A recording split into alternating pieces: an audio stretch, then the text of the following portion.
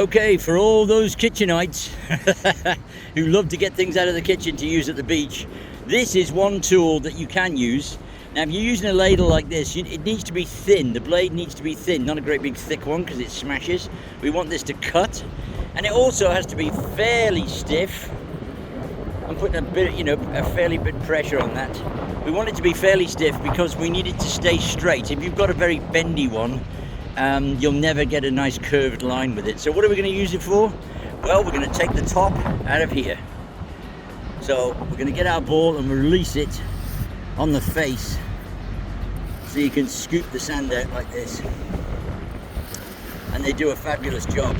But it's only for use when hollowing, really. If you're going to get down the center of a tower or something like that, or hollow out the back of this ball. So that's what we're going to try and do here, or just make an indentation in the back of it. So again, let your mind run wild with your kitchen tools. Yes.